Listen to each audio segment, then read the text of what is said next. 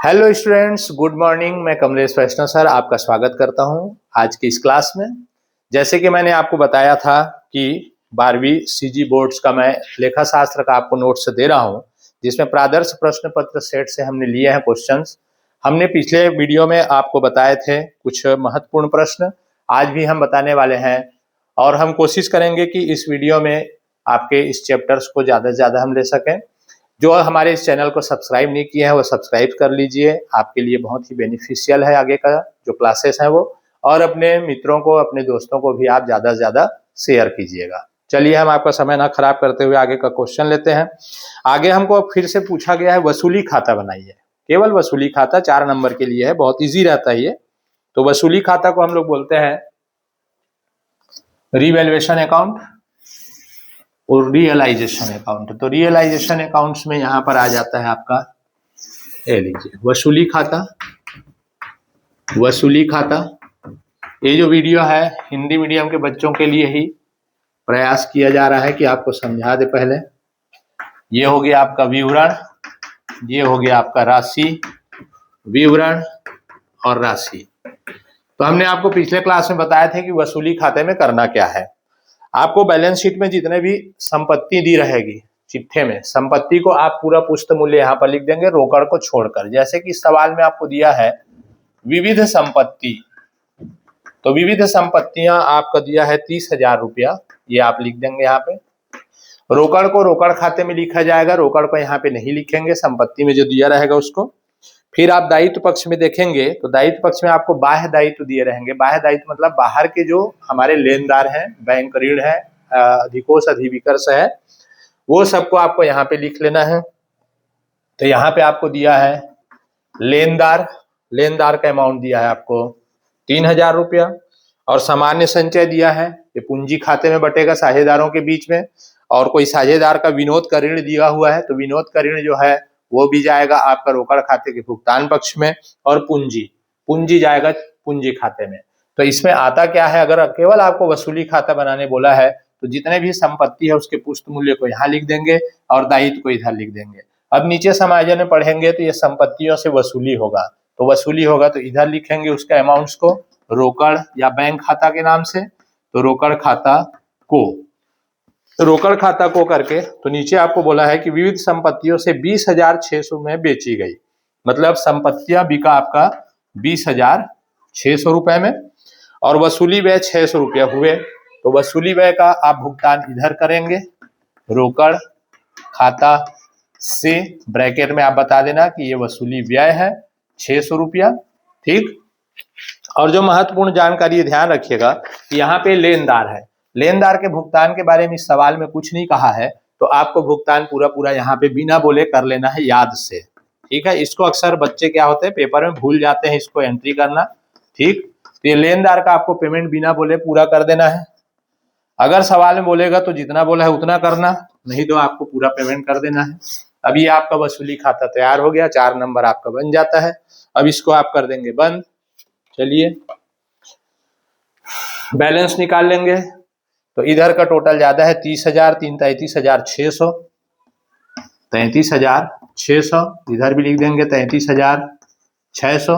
33,600 में घटा देंगे, 33,600 में माइनस कर देंगे 23,600 को, तो आपके पास बचेगा 10,000 रुपया। ये 10,000 रुपया को साझेदारों में बांट देंगे तो लिखेंगे साझेदारों के पूंजी खाता से को, साझेदारों के पूंजी खाता, पूंजी खाता को, और इसको सभी साझेदारों में आप बांट देंगे उनके अनुपात में। तो यहाँ पे क्वेश्चन में आपके साझेदार 2 ही हैं और इनका अनुपात अगर नहीं दिया है तो आपको मालूम होना चाहिए कि अनुपात ना देने पर बराबर बराबर अनुपात में आपको बांट देना है, ठीक है। तो अरविंद है और विनोद है, तो इसको बराबर बांट दिए, 5,000 इसको मिला, 5,000 इसको मिला, ये हो गया इसका हानि, ठीक है। अगर इधर बैलेंस आ रहा है तो हानि होता है, इधर बैलेंस बचेगा तो प्रॉफिट होता है। तो ये हो गया आपका वसूली खाता, ये आपको देता है पेपर में 4 नंबर, ठीक। अब आगे का क्वेश्चन हम लेते हैं।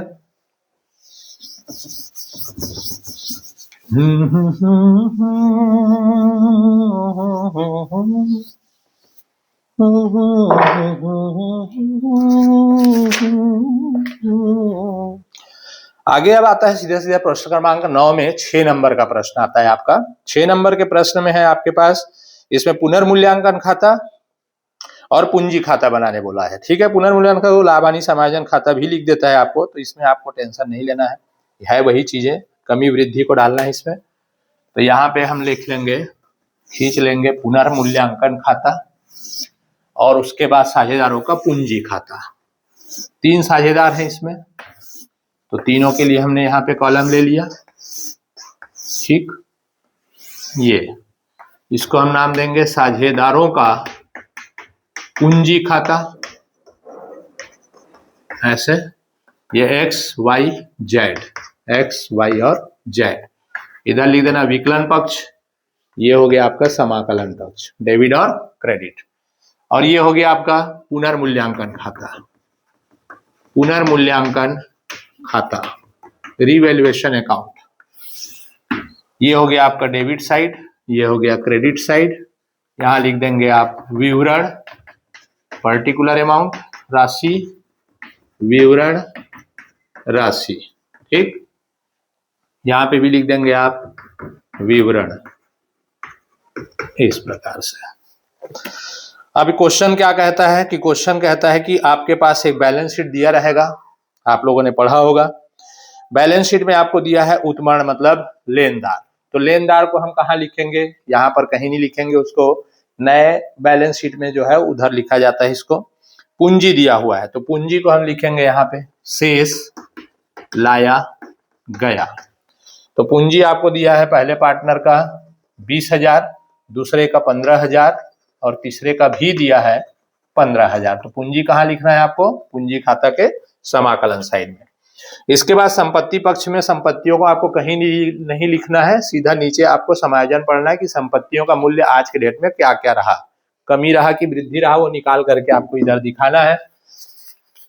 तो आपको मैं फिर से बता दूं कि संपत्ति में कमी होगा तो आप विकलन में लिखेंगे, और संपत्ति में वृद्धि होगा तो समाकलन में लिखेंगे, और दायित्व में वृद्धि होगा तो विकलन में, और दायित्व में कमी होगा तो समाकलन में लिखेंगे। तो उन्हीं के कमी वृद्धि को ही आपको यहाँ पे वसूली खाते में, पुनर्मूल्यांकन खाते में एंट्री किए जाते हैं। ठीक, चलिए नीचे बोलता है कि जेड अवकाश ग्रहण ले लेता है, तो ख्याति का मूल्यांकन 18,000 रुपया किया गया। कितना, 18,000 रुपया। अच्छा, इन लोग लाभ हानि को अपने पूंजी के अनुपात में बांटेंगे बोला है। ठीक है, तो पूंजी का अनुपात आप जल्दी से इस प्रकार से नोट्स में निकाल लेंगे, क्योंकि आप ख्याति आ रहा है तो ख्याति का आपको ये 3 जीरो काट दिए, इसको और काट देंगे 5 के टेबल में, 5 चौक 20, 5 तिया 15, 5 तिया 15। ठीक, ये x का हो गया, ये y का, और ये z का। z रिटायर हो रहा है यहाँ पे। तो ख्याति का मूल्यांकन किया गया 18,000 से, तो 18,000 में पहले आप z का हिस्सा निकाल लेंगे नोट्स में। z का हिस्सा है 3, 4 3 7 8 9 10, 3/10, 0 0 काट देंगे, इसको आप मल्टीप्लाई कर देंगे। 8 तिया 24 का 4, हासिल आई बच्चा 2, 3 कम 3 और 2 5, 5400 रुपया आया। 5400 रुपया को कौन लोग देंगे, x देगा और y देगा, ये ध्यान रखना। यही इनका क्या रेशियो कहलाएगा, नफे का अनुपात कहलाएगा, गेनिंग रेशियो। तो इस रेशियो में इसको बांट देना। तो 5400 इंटू 4 और 3 7, 4/7, 5400 गुणित 3/7। तो इस प्रकार से इसको आप डिवाइड कर देंगे। ठीक है, तो 18,000 रुपए, 18,000 रुपए का आपने 3/10 पहले निकाल लिए, तो ये 5400 निकला। 5400 डिवाइडेड बाय आपने 7 किया, तो ये पॉइंट में आ रहा था, इंटू 4 करेंगे तो इसको मिलेगा 3085, और इसको राउंड फिगर में ले लेंगे आप अमाउंट को, डिवाइडेड बाय 7 इंटू 3 करेंगे तो इसको मिलता है आपका 2314। ठीक है, तो 2314 को आप कर देंगे क्या, 15 कर देंगे। इस प्रकार से ये आपका बढ़ गया, x दे रहा है और y दे रहा है। ठीक, तो x देगा y देगा, तो यहां पास आप लिखेंगे x और y। x के पूंजी खाता, बहुत ध्यान से समझिएगा यहाँ पास को, x के पूंजी खाता को और y के पूंजी खाता को, और अमाउंट डालेंगे किसके में, z के में। ठीक है, तो 3085 इसने दिया और 2315 y ने दिया। ठीक, इसका तुरंत आप डबल एंट्री करेंगे इस साइड में, तो इधर लिखेंगे जो रिटायर हो रहा है उसका नाम, जेड के पूंजी खाता से, और एक्स ने दिया तो एक्स के कॉलम में डालेंगे 3085 और 2315। तो इसका डबल एंट्री आपको दोनों साइड करना है, ध्यान रखिएगा, ठीक है, ख्याति के जो समायोजन प्रविष्टि है उसका।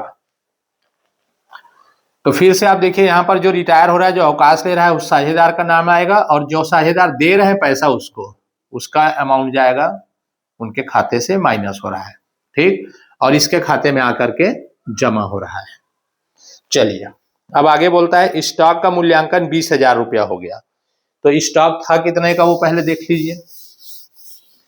तो स्टॉक था हमारा, ऊपर में आप देखना स्टॉक मतलब स्कंद 15,000 का था, जो कि हो गया 20,000, मतलब 5,000 रुपया आपका बढ़ गया स्टॉक, ठीक। तो 5,000 रुपया बढ़ गया स्टॉक, तो यहाँ पर आप लिखेंगे उसको स्कंध खाता को, जो बढ़ेगा उसको डालना है यहाँ पे 5,000। 15,000 का था बैलेंस शीट में, ठीक है।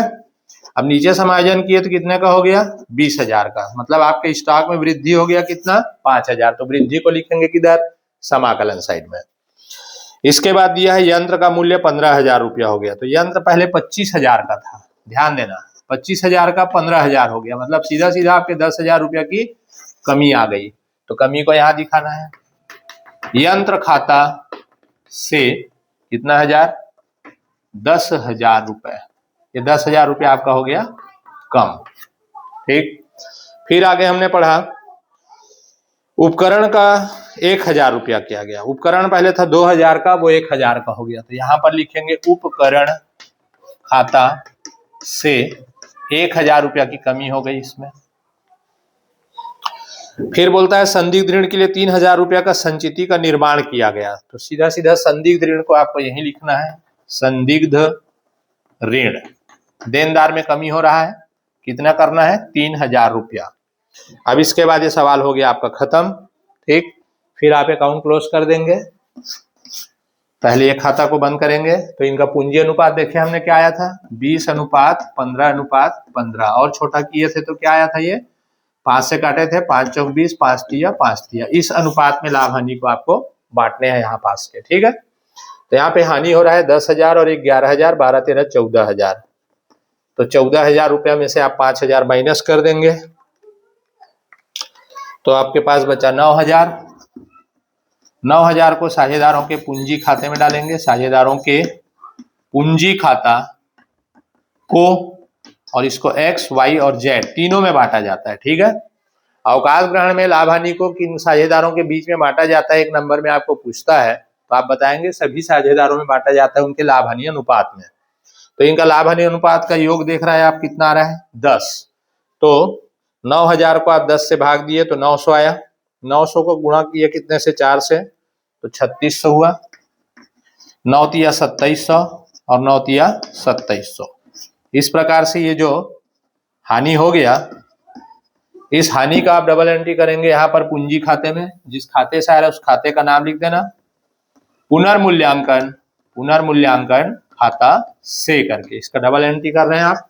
3600 और एक का आया 2700 और ये 2700। इसके बाद आप इसका बैलेंस निकाल देंगे, ठीक। तो जेड जो है आपका आस ग्रहण ले रहा है, तो जेड का पहले आप टोटल लगा लीजिए।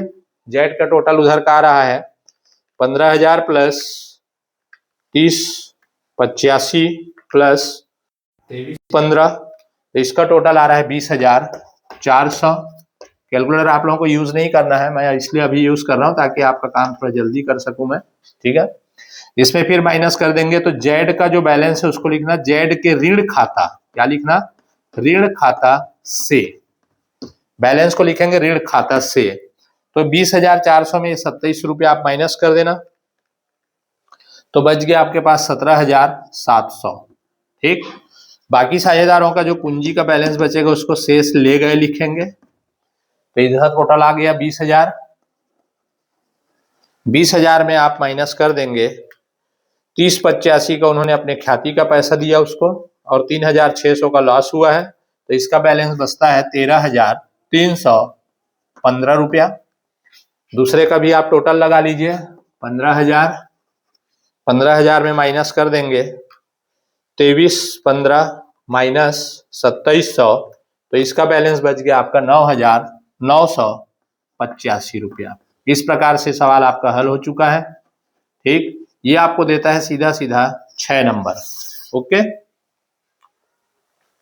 तो इस प्रकार से आपने यहाँ पर सीखा ख्याति का मूल्यांकन। ठीक, ख्याति का आपको वैल्यू निकाल के सवाल में दे दिया था। कितना दिया था आपने सवाल में, आपको मैंने बताया था कितना दिया था, 18,000। ठीक, तो 18,000 रुपए में से आप किसका हिस्सा पहले निकाल लेंगे, जेड का। तो जेड का हिस्सा निकला 3/10। ठीक, तो ये हो गया 8 × 24 का 4, कैरी बचा 2, 3 एकम 3 और 2 5, 5400 रुपया को फिर इन लोगों ने दिए थे 4:3 के रेशियो में। ठीक, जो आया था 3085 और 2315। ओके, अब नेक्स्ट क्वेश्चन हम लेते हैं यहाँ पे। तो आप लोग क्या कीजिए कि सेट का जो क्वेश्चंस है वो आप वहां पर रखिए और इस क्लास से आप मैच करके समझिए, और उसके बाद फिर आप खुद बना करके देख सकते हैं इसको। बिना प्रैक्टिस के अकाउंट्स बनता नहीं है भाई, ध्यान रखिएगा। अगला क्वेश्चन आता है आपके पास फिर से 6 नंबर का, इसी के अथवा में दिया हुआ है, अवकाश ग्रहण का ही है। ठीक है, इसको भी लेते हैं। जैसे कि एक्स वाई और जेड 3 पार्टनर हैं, इसमें 1/2, 1/3, 1/6 का इनका रेशियो है। 1/2, 1/3 और 1/6। इसको हम लोग पहले सरल कर लें, लघुत्तम क्या ले लें, 6 को। इससे भाग देंगे कितने बार में गया, 3 बार में, तो 3 एकम 3, इससे भाग देंगे तो 2 एकम 2, और इससे भाग दिए 1। तो हमारा सरल होकर के आया 3:2:1 बन गया आपका भिन्न जो है वो। ठीक, अब आपको बोला है 3:2:1, याद रखिएगा 3:2:1 में आपको प्रॉफिट लॉस को बांटना है। ठीक, अब यहां पर हम फिर से लेते हैं पुनर्मूल्यांकन खाता और साझेदारों का पूंजी खाता। 3 पार्टनर है यहाँ पे भी। तो अवकाश ग्रहण का जो चैप्टर है वो सीधा सीधा आपका 6 नंबर का पूछ रहा है, एक्स वाई जेड। ये हो गया आपका साझेदारों का पूंजी खाता, पार्टनर्स कैपिटल अकाउंट, विवरण विवरण, ये सब बिल्कुल भरिएगा पेपर में, छोड़ना नहीं अधूरा है ना। पुनर्मूल्यांकन खाता, चलिए डेबिट साइड क्रेडिट साइड, फिर से वही आपको फिर से वर्क करना है। क्वेश्चन का स्टोरी है कि एक्स वाई जेड 3 पार्टनर है, इनका रेशियो दिया हुआ था। लेनदार, मैंने बोला लेनदार है बैंक अधिविकर से, जितने भी संपत्ति और दायित्व उसको कहाँ लिखना है आपको, चिट्ठे में, चिट्ठा बनाना नहीं है। सामान्य संचय यहाँ पर आया है, और पूंजी, तो पहले आप पूंजी को पूंजी खाते में लिखना। शेष लाया गया, पूंजी का अमाउंट दिया है 20,000, फिर 10,000 और 10,000। ओके, उसके बाद दिया है सामान्य संचय, सामान्य संचय, संचिति बोलते हैं इसी को, संचय बोलते हैं, जनरल रिजर्व है ये। सामान्य संचय आपको दिया है 12,000 रुपया। तो 12,000 रुपया को आप अनुपात में बांट देंगे इनके। ठीक है, तो अनुपात इनका क्या निकाले थे हमने, 3:2:1। तो 3, 2, 5 और 1 6, तो 3/6 पहले का निकला, 3:2:1 में बांट रहे हैं। तो 12,000 इंटू 2/6 और 12,000 इंटू 1/6, 6 दूनी 12, तो 3 दूनी 6,000 इसको मिला, 2 दूनी 4,000 इसको मिला, और 2,000 इसको मिला। तो इस प्रकार से आपने पहले रफ में बांट लिया, 6,000 इसके खाते में जमा किए, 4,000 और इसके खाते में जमा किए 2,000। ठीक है, अब आगे आपको बोलता है क्वेश्चन में, यहां से आप बैलेंस शीट से और कुछ नहीं लेंगे, जितना भी है सब आपके संपत्ति और दायित्व है। अब नीचे पढ़ते हैं क्या कमी वृद्धि हुआ। तो जेड ने अवकाश ग्रहण किया, तो स्कंध के मूल्य में 10% की वृद्धि की जाए। ठीक है, तो स्कंध में बता दो आपको 17,000 रुपया दिया है बैलेंस शीट में, तो 17,000 का 10% कितना हो गया, 1,700 रुपया। क्या किया जाए बोला है, वृद्धि, तो वृद्धि करेंगे तो यहां पर लिखेंगे स्कंध खाता को, 17,000 का 10% हो गया 1,700। फिर बोला है संयंत्र पर 5% घटौती अपलिखित की जाए, मतलब संयंत्र में 5% कमी होने वाला है। तो संयंत्र का मूल्य दिया है हमको सवाल में, चिट्ठा में 3000, तो 3000 का 5%, 5%, तो ये हो गया 5 दिया 15, 150। ये हो गया संयंत्र खाता से। मैं क्वेश्चन भी आपको पढ़ के बताता हूँ, इसलिए आपको ज्यादा क्वेश्चन ढूंढने का भी तकलीफ नहीं होगा, क्योंकि क्वेश्चन भी नहीं होगा तो भी आप यहाँ पर जो आपके कॉन्सेप्ट है वो क्लियर हो जाते हैं। ठीक है, इसके बाद दिया देनदारों पर 5% डूबत ऋण संचय बनाया जाए। मतलब देनदार है तो देनदार आपको दिया था चिट्ठे में 13,000, तो 13,000 का आप निकाल लेंगे, कितना परसेंट बोला है, 5%। ठीक है, 0, 5 दिया 15, 5 हासिल आई 1, 5 एकम 5 और 1 6, तो 650 रुपया आपका यहाँ पर लिख देंगे डूबत ऋण संचय, जो कि दिया है 650 रुपया। फिर आगे बोलता है फर्म की ख्याति का मूल्य 12,000 रुपया है। फिर से यहाँ पर आप ख्याति को सीखिए। ठीक, तो गुडविल आपको दिया है फर्म का 12,000, तो यहाँ पर 12,000 रुपया में से क्या अनुपात निकाले थे हम लोगों ने, इनका 3:2:1 निकाले थे। ठीक है, तो कौन रिटायरमेंट हो रहा है यहाँ पे, जेड, तो जेड का हिस्सा ये है, तो जेड का हिस्सा निकाल देंगे 1/6, तो इसका ख्याति का अमाउंट निकला 2,000 रुपया, जिसको देगा एक्स और वाई अपने इस रेशियो में। ठीक है, तो 2,000 इंटू 3 5 और 2,000 इंटू 2/5, 5 के टेबल में इसको काट देंगे, 5 चौक 20, 4 तिया 12, 1200 रुपया देगा और 800 रुपया वाई देगा। ठीक है, ये काट दिया ना जी, ये दे जी, हेलो, ठीक है, 4 दूनी 800 रुपया। तो इसका एंट्री कैसे करना है, तो इसका एंट्री यहाँ पास लिखोगे, जो दे रहे हैं उसके नाम एक्स और वाई, तो एक्स के पूंजी खाता को और वाई के पूंजी खाता को, और अमाउंट किसके में डालना, रिटायर पार्टनर के में। 1200 रुपया एक्स ने दिया, 800 रुपया वाई ने दिया। ठीक है, इसको मैं रफ कर दूं, ओके। अब यहाँ पे इसका डबल एंट्री करना ना भूले, यहां लिखेंगे जेड के पूंजी खाता से, जनरल एंट्री हो रहा है इसका, एक्स का पूंजी खाता विकलन, वाई का पूंजी खाता विकलन, जेड के पूंजी खाता से। तो एक्स ने दिया 1200 रुपया और वाई ने दिया 800 रुपया, ये डैश। सवाल आपका खत्म हो गया भाई। ठीक, इतना ही रहता है। अब सबसे पहले हम इस अकाउंट को बंद करते हैं। फिर से देखिए 1700 रुपया है, 1700 रुपया यहाँ पे नोट कर दिए, 1700 में माइनस कर देंगे 650 और 150, तो आपके पास बचा यहाँ पर 900। 900 जाएगा साझेदारों के पूंजी खाता से करके, एक्स वाई और जेड तीनों में आप बांट देंगे, इनका अनुपात था 3:2:1, तो 3 2 5 और 1 6, तो 900 को आप 6 से दे देंगे भाग, तो भागफल आएगा 150, 150 को कर देंगे 3 से गुणा, कितने से गुणा, 3 से, तो 450, 2 से करेंगे 150 का गुणा 300 और 150। तो इसी स्पीड से आपको पेपर में भी प्रैक्टिस करना है। ये पूंजी खाते में आ जाएगा इस साइड, पुनर्मूल्यांकन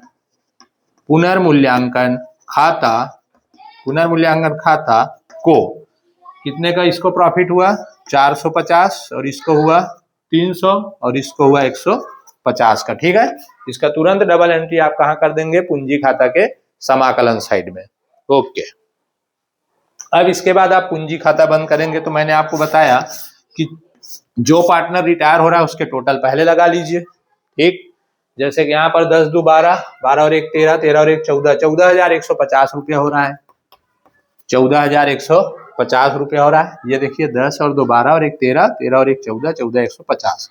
जेड का यहाँ पास भी लिख देंगे 14,150, यहाँ कुछ अमाउंट नहीं है माइनस करने के लिए, तो इसके बैलेंस को लिखेंगे जेड के ऋण खाता, लोन अकाउंट में जाएगा, ऋण खाता से 14,150। ठीक, बाकी लोगों का बैलेंस निकाल लेंगे, 20 और 6 26, 26,450, यहाँ पे भी लिखेंगे 26,450, 26,450 में माइनस कर देना 1200 रुपया, तो बेटा ये आ जाएगा इसका 25,250, इसको लिखेंगे शेष ले गए।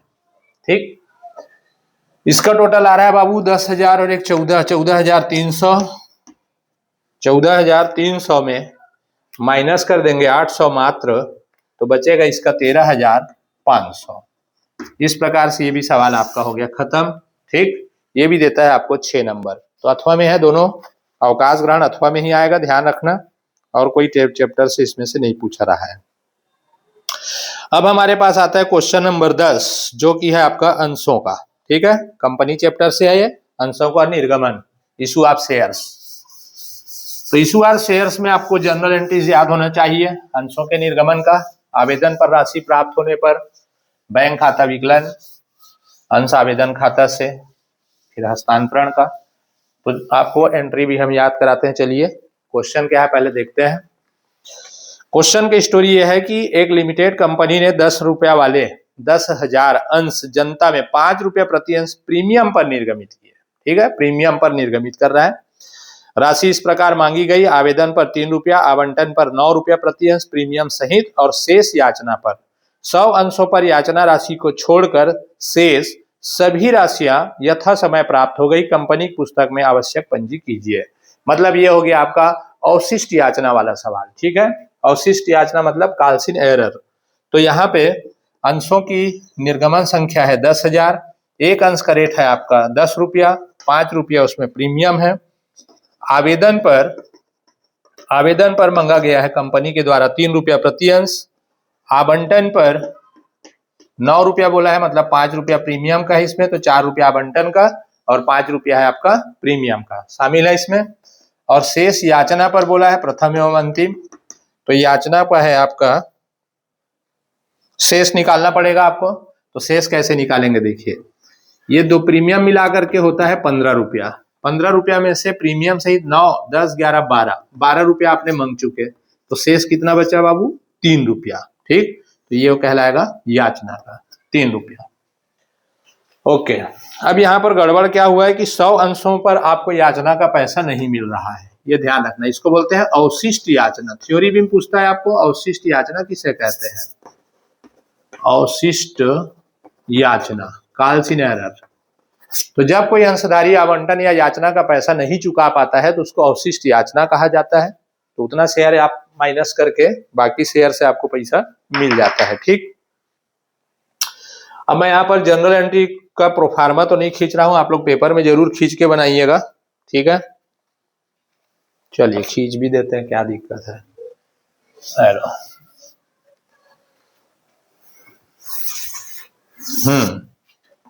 पंजी प्रविष्टि प्रारूप आप ऐसा खींच लो। चलो इस प्रकार से यहां पर लिख देना पंजी प्रविष्टियां, जनरल एंट्रीज। ओके, ये हो गया आपका डेट का कॉलम, तिथि, विवरण, खाता पृष्ठांक, विकलन राशि, समाकलन राशि। ठीक, अब चलिए क्वेश्चन में आपको बोला है कि आवेदन की राशि प्राप्त होने पर, आप लोगों को पंजी याद हो गया होगा अभी तक। ठीक है, और नहीं हुआ होगा तो याद कर लीजिए। चलिए बोलिए क्या है, आवेदन की राशि प्राप्त होता है तो क्या एंट्री करते हैं, बोलिए। ठीक बोले। तो आवेदन की राशि प्राप्त होगा तो आप लिखेंगे बैंक या रोकड़ खाता विकलन, बैंक या रोकड़ खाता विकलन, अंश, यहाँ पर नाम दिया रहेगा समतांश तो समतांश लिखना, पूर्वा रहेगा तो पूर्वा लिखना, और कुछ नहीं लिखा है तो मैं अभी यहाँ पर अंश लिख रहा हूं। ठीक है, अंश आवेदन खाता से। नरेशन में आप देखिए अंशों की संख्या दिया है 10,000 अंश, आवेदन का रेट है 3 रुपया प्रति अंश, आवेदन राशि प्राप्त, आवेदन राशि प्राप्त, ये लो, तो 10 तिया 30, 3,000 रुपया ये आपको मिला आवेदन का पैसा। याद कर लो बेटा, बिना याद किए नहीं बनने वाला, ध्यान रखना। ठीक है, पंजी याद होना ही चाहिए इसका। सेकंड एंट्री इसको हस्तांतरण का करेंगे, तो बोलिए अंश आवेदन खाता विकलन। ठीक, और बोलिए, हाँ ठीक, अंश पूंजी खाता से, share application account debit to share capital account. ठीक है, तो यहां पर फिर आपने डालेंगे अमाउंट 30,000 और ये 30,000। ओके, नरेशन लिख देंगे आवेदन आवेदन राशि का हस्तांतरण करने पर being share application money transferred. ठीक, अब तीसरा एंट्री मारेंगे। तीसरा एंट्री मारेंगे तो सावधान, प्रीमियम भी है साथ में। तो प्रीमियम क्या होता है आप पहले बताइए मेरे को, ठीक है। पंजी में तो अंश आवंटन खाता विकलन शेयर अलॉटमेंट अकाउंट डेबिट, अंश पूंजी खाता से टू शेयर कैपिटल अकाउंट, और यहां पर लिखेंगे अंश प्रीमियम खाता से। प्रीमियम को क्या करना है बेटा, समाकलन। ठीक है, पैसा कैसे डालोगे, देखो 10,000 को यहाँ ब्रैकेट में लिख लेना, 10,000 इंटू यहाँ पे आवंटन का राशि है 4 रुपया प्रति अंश, तो 10 रुपया इंटू 4 करना, और प्रीमियम में 10,000 इंटू 5 करना। ठीक, 5 रुपया प्रीमियम का था, तो 40,000 रुपया आपका आवंटन का हो गया और 50,000 रुपया प्रीमियम का हो गया, और दोनों मिला करके यहां पर आ गया 10,000 इंटू 9 रुपया, 90,000 रुपया टोटल। ठीक है, ओके। यहां लिख देंगे आवंटन राशि प्राप्य होने पर, प्राप्य मतलब देय, अभी मिला नहीं है, ठीक है, ड्यू है। अब प्राप्त का एंट्री करेंगे चौथा में, तो बैंक या रोकड़, बैंक लिख रहे हैं तो बैंक लिखना, बैंक खाता विकलन, और यहां लिखेंगे अंश आवंटन खाता से bank account debit to share allotment account, और यहां लिख देंगे आवंटन राशि, ठीक है, प्रीमियम सहित प्राप्त, ये लो। चलो, तो आवंटन खाता विकलन कितने से हुआ, देखो 90,000 से, तो 90,000 से आप समाकलन कर देंगे यहाँ पे। ठीक, और यही 90,000 रुपया लिख देंगे यहाँ पे बैंक में। ये एंट्री हो गया, ठीक है। चलिए अब इधर ले लेते हैं अपन। 100 अंशों से आपको याचना का पैसा नहीं मिल रहा है, ये ध्यान रखना है। अगला एंट्री आप करेंगे याचना की राशि प्राप्य होने का, तो यहाँ पर याचना बोला है तो उसमें प्रथम और अंतिम सब शामिल है। ठीक, तो लिखेंगे अंश प्रथम एवं अंतिम याचना खाता विकलन, अंश पूंजी खाता से,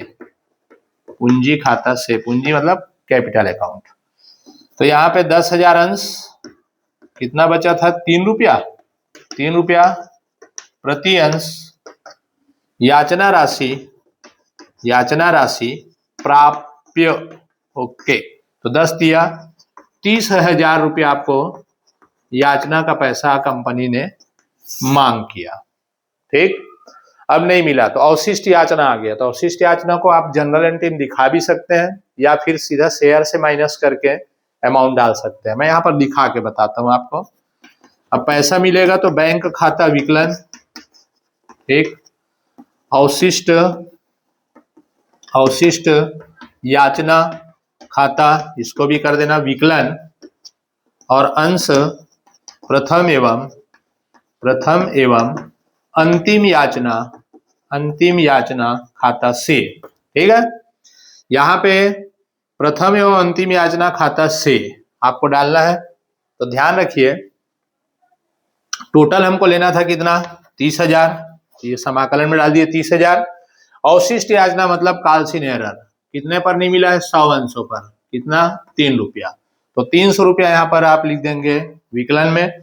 30,000 में 300 घटाएंगे तो 29,700 रुपया आपको बैंक से प्राप्त होगा। ठीक है, फिर यहाँ पर आप लिख देंगे याचना राशि प्राप्त होने पर,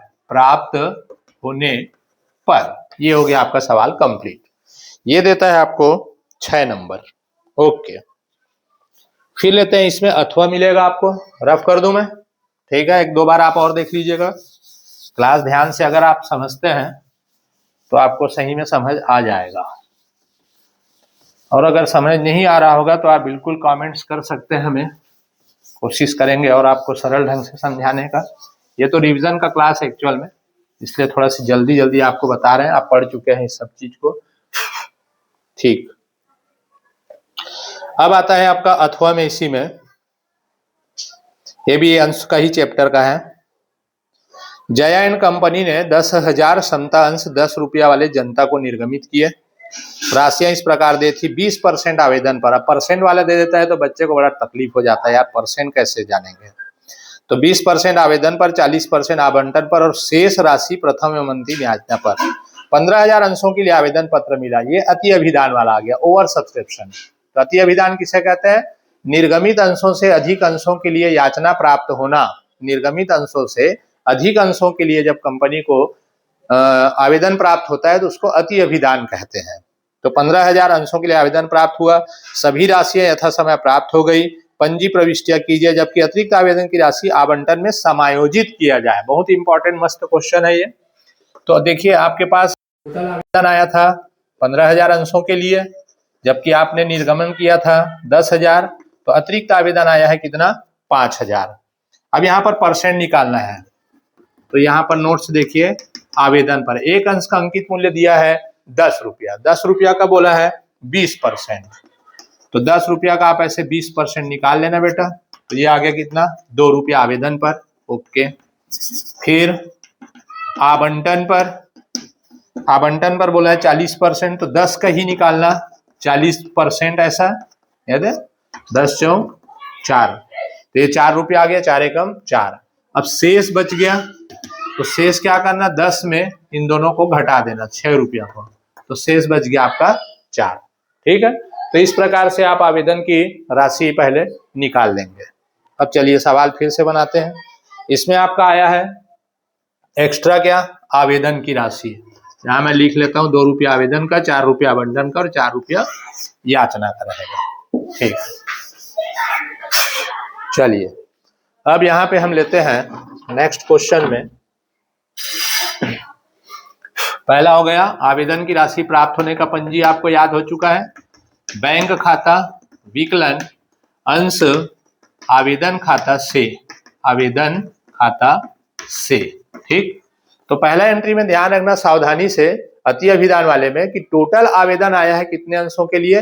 15,000 अंशों के लिए। तो यहाँ पर 15,000 से ही गुणा करना, 15,000 अंश, और आवेदन का रेट है 2 रुपया प्रति अंश। ठीक, 2 रुपया प्रति अंश। आवेदन राशि प्राप्त, आवेदन राशि प्राप्त, तो ये हो गया 15 दूनी 30, 30,000 रुपया आपको आवेदन में पैसा प्राप्त हुआ कंपनी को। ठीक है, ये हो गया पहला एंट्री। सेकेंड एंट्री में सावधान, अंश आवेदन खाता विकलन हस्तांतरण का, ये याद हो गया होगा आप लोगों को। अंश पूंजी खाता से, पूंजी खाता से, यहाँ पे ध्यान रखना 15,000 का पैसा नहीं डालना है आपको। कितने अंश निर्गमित किए थे इसमें से? 10,000, तो 10,000 अंश का ही पैसा आप डालेंगे पूंजी खाते में। तो 10,000 अंश 2 रुपया प्रति अंश, प्रति अंश। आवेदन राशि, आवेदन राशि हस्तांतरित करने पर, तो ये हो गया 10 दूनी 20,000 रुपया आपने पूंजी खाते में ट्रांसफर किया। तो ध्यान रखिए अति अभिदान में यही आपको बहुत अच्छे से याद रखना है कि टोटल आवेदन की राशि 15,000 का आपको प्राप्त हुआ, लेकिन आप 15,000 में से 10,000 अंश की आवेदन की राशि आपने पूंजी खाते में 20,000 रुपया ट्रांसफर किए। ठीक, इसमें अतिरिक्त आवेदन को लौटाने नहीं बोला है, बल्कि आवंटन में क्या करने बोला है? समायोजन। चलिए उसको भी देखते हैं। तीसरा एंट्री करेंगे आप आवंटन की राशि प्राप्त होने का, तो अंश आवंटन खाता विकलन अंश पूंजी खाता से, पूंजी खाता से, अंश आवंटन खाता विकलन अंश पूंजी खाता से। यहां पे भी आप अब पूरा लेंगे 10,000 अंश। ठीक, आवंटन का रेट है 4 रुपया, 4 रुपया प्रति अंश, प्रति अंश। आवंटन राशि प्राप्त, प्राप्य, आवंटन राशि प्राप्य, प्राप्य मतलब देय होने पर, मिला नहीं है अभी, मिलेगा। तो 10 चौक 40,000 रुपया ये हो गया आपका आवंटन का लेना है। ठीक है, यहां तक समझ आया। अब इसका नेक्स्ट एंट्री मैं इधर कर देता हूं। ये याद रहेगा 5,000 के लिए अतिरिक्त आवेदन आया था आपके पास और 4 रुपया याचना में लेना है। अब यहाँ पे सावधान, जब आपको आवंटन का पैसा मिलेगा उसी समय मैं यहाँ पर आपको समायोजन प्रविष्टि बता देता हूँ, ऐसी करना आप भी पेपर में। बैंक खाता विकलन, ओके, और यहाँ पर लिखेंगे अंश आवेदन खाता विकलन और अंश आवंटन खाता से, आवंटन खाता से।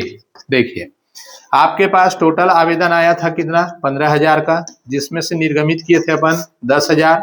5,000 के लिए अतिरिक्त आवेदन आया था 2 रुपया के हिसाब से, तो 10,000 रुपया आपके पास एक्स्ट्रा है। देख सकते हैं यहाँ पर 30,000 में से 20,000 रखे हैं, 10,000 आपका एक्स्ट्रा आया है, तो उसको आवंटन में समायोजन करने के लिए बोला है। तो यहाँ पर आप लिखेंगे 10,000 रुपए को, ठीक।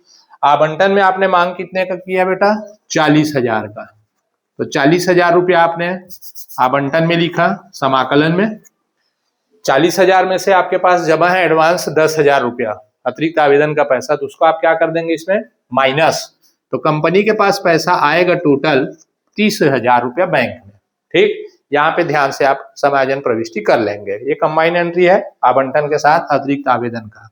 तो बैंक खाता विकलन अंश आवेदन खाता भी विकलन अंश आवंटन खाता से। यहाँ पर आप नरेशन लिख देंगे, आवंटन राशि प्राप्त होने पर, प्राप्त होने पर, ओके। अब याचना का सिंपल एंट्री मार देंगे, इसको मैं रफ कर दूं। चलो ये तो याद हो चुका है आप लोगों को यहाँ पे। इसके बाद फिर याचना का एंट्री करेंगे 2 ठने। याचना का रेट कितना बचा था, 4 रुपया, तो लिखेंगे अंश प्रथम एवं अंतिम याचना खाता विकलन अंश पूंजी खाता से, अंश पूंजी खाता से। 10,000 अंश को ही लेना है, 10,000 अंश 4 रुपया प्रति अंश याचना राशि प्राप्य, ये लो, तो 40,000 रुपया आपको याचना का प्राप्य होने वाला है। मिला नहीं है, मिलेगा, अब मिलने का एंट्री कर देंगे। अगला बैंक खाता विकलन, हाँ बिल्कुल याद रख लो पंजी को, बिना पंजी याद रखे आपका को नहीं बन पाएगा सवाल। बैंक खाता विकलन अंश प्रथम एवं अंतिम याचना खाता से, ये हो गया आपका 40,000, ओके। यहाँ पे नरेशन लिख देंगे, याचना राशि प्राप्त होने पर, चलिए आप इसका टोटल भी लगा सकते हैं, ठीक है। तो इस प्रकार से ये क्वेश्चन आपका देता है 6 नंबर का, ओके। अब इसके बाद आता है 6 नंबर में फिर से क्वेश्चन नंबर 11। क्वेश्चन नंबर 11 और 12 ये देता है आपको 8 नंबर, ठीक। 8 नंबर देता है, इसके लिए मैं एक क्लास और लूंगा, ठीक है। इतना आप लोग प्रैक्टिस कर लीजिएगा और चैनल को आप सब्सक्राइब कर लीजिए और अपने दोस्तों में इसको जितना ज़्यादा हो सके आप शेयर कीजिए बेटा। आप जितना अच्छा मेहनत करेंगे उतना अच्छा आपका रिजल्ट आएगा। हम तो आपके लिए मेहनत कर ही रहे हैं, आप भी अपने लिए मेहनत कर लीजिए, ओके। Thank you.